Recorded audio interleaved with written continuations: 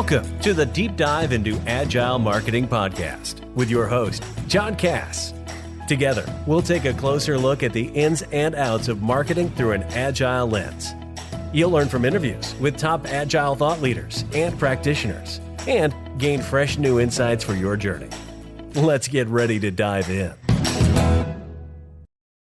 Welcome to the Deep Dive into Agile Marketing with John Cass. I'm your host, John Cass, here in Boston, Massachusetts.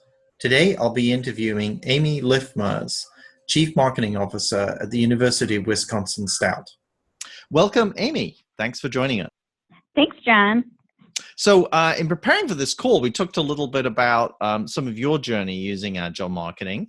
And I think we should start off with that. How did you start with Agile Marketing at the university?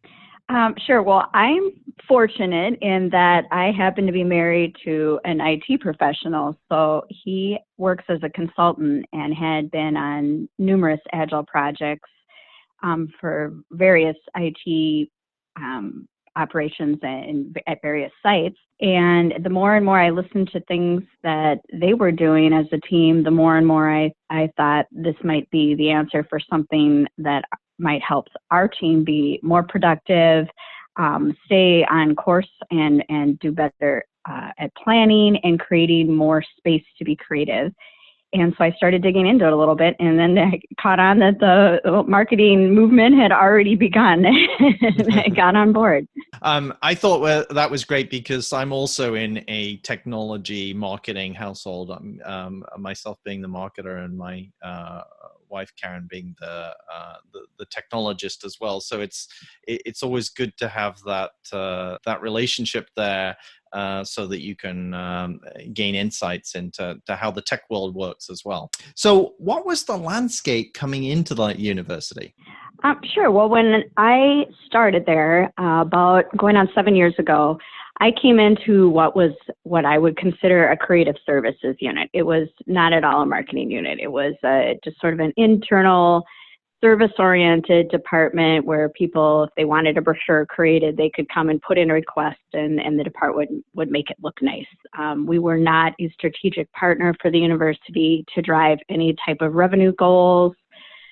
We were self-funded. I mean, we essentially ran like a Kinko's. And I was hired to come in and truly build an in-house agency and make it a strategic partner for the university. So that, took some time to transform the staff, get the right people on board, get the right training. But as we started to grow, it became very clear that just having more people didn't make things better. We really needed to get a handle on our priorities and, stay the course on the things that really generated the ROI for the university. And to do that, we had to have a system where not only could we keep better track of things, but we were able to show what we were doing and create that level of transparency for leadership and others so that when we had to say no to things that didn't add that value, that we had something to show why we were going the course we were. It was huge in our transformation to when we discovered Agile and started to transform our team that way. How did you start using Agile? Was it from that discussions with your husband? A little bit, that kind of piqued my interest, and then I started doing some more research, and then I went out and got some help because it was really clear there are a lot of different ways you could do it, a lot of myths and misconceptions about what Agile is and isn't, and the different types of practices and approaches you can do. So we worked with a consulting team that came in and did sort of an overview for my team to see if I could even get them to buy into trying it. And then we just took a step back and said, how much do we want to do out of the gate? And we decided to start really very simply, basically a Kanban approach and just start working the projects through the boards. And then once we got that down, we really went back to the core of the Agile methodology and looked at why, it was nice organizing our work better, but why are we really trying to do this and what can help us move to the next level? And that's when we really started adding more of a Scrum approach mixed with Kanban. So I would say we're kind of Scrum Bon at this point. So what was some of the reactions from your team about the use of Agile? What were some of their initial reactions, and how did they respond to it? They were initially a little apprehensive because we're a creative team. So, they don't see themselves as, well, if this works for IT, it should work for us. Because they see themselves as very different type of team. But they were also feeling a lot of stress in the amount of demands that were being placed on us, because the more successful we were at things, the more the university wanted more from our team, and more and more and more. And every other type of project management tool we had adopted was not sufficient for really helping our team run smoothly. So they were willing to try something different, but they were apprehensive. They were diligent in giving it a try. And as soon as we moved to the Kanban board, that visual tracking really resonated with them. So that was a quick and easy win for me to get a little more buy-in. And so then we just started, building it out, moving from WIP limits to sizing and things like that, so that we could start to see velocity and we could track things better. And as soon as they started seeing the results of that, you could just see the stress flow off them. I mean, it was just mind-blowing to them to have a little more peace in knowing what's expected of them, and not just having to add more and more and more to their plate. We set some priorities. What I found interesting in our earlier discussions was you putting the context of marketing coming into the university, and how that was a cultural change for the university as a whole, and also a reflection on perhaps the way in which your team had traditionally worked, and then there was a change because of the way that marketing developed. Could you talk a little bit more about that? Because I think it's really an important point to make for the listeners about that. Absolutely. In higher ed in general, marketing tends to be, it depends on the university, but I would say about 5 to 10 years behind the curve on just not only tactics that higher ed marketers are using, but just how they're perceived in an organization. Business organizations have long since understood that the value of marketing driving revenue. As the higher ed environment became more and more competitive, universities started to understand that they needed marketing, but what they thought was they needed the creative services model. And there's a huge movement right now in higher ed that they're just starting to realize that that's not the only thing you need, that it needs to be based on strategy, it needs to be based on data and true ROI and results-driven activities. So to be able to get there, it meant we weren't this nice place to go and get fun things done for your unit. And that was a huge shift. And it meant I had to say no a lot more. And, having something to refer back to was just key to getting to that point. And eventually it turned my role from being a director of a small unit to a much larger unit, and literally pulling all the silos across campus together so that we're truly supporting our brand and our mission, and also elevated my position to a cabinet level position. So would you say that Agile helped in that transition and that process to explain the value of marketing? Absolutely, because when every time I said, well, I need more staff, the argument would be, well, so does everyone else. What value are you adding? I could clearly demonstrate things like the velocity and tie it back to ROI and really justify every position I had. And, over time, I've doubled the staff. So that's pretty tough in the environments we're in. And they're clearly seeing the value of what our team's producing, because we do work really efficiently and can show what we're doing. It sounds as if you're using some metrics there to measure the effectiveness of Agile marketing, such as velocity. Can you go a little bit more into that? Definitely. Previously, a subunit of my team did graphic design, for example, and we just sort of vaguely promised a 2-week turnaround on projects. Now that we're tracking and we're using burn down charts, and we work in dedicated sprint times, I can look and see, they're actually about a week and a half right now on their turnaround time. So if we get something urgent that comes in of value, I can, in a glance, look at the dashboard and know whether or not we can shift some things around to accommodate that, or if it's just not going to be feasible and we need to think about a different way to approach something. Where before we would just sort of scramble, and that means a ball gets dropped somewhere. Now it's much more thought out if we're going to try to push something into an already packed workflow. And has that transparency helped make it easier to say no, which is to say, look, if we do this, then we're not going to be able to do that. And do those other stakeholders have a better understanding now of, what exactly the marketing department does through that? 100% better. Because before it was just, if they just hear, we're sorry, we're too busy, we have too much on our plate. It was very tough to say, here, it's these things. I mean, now I can easily pull up, here's what our backlog looks like, here's what we're working on right now. If we were to put this in here, then we can't do X, Y, and Z.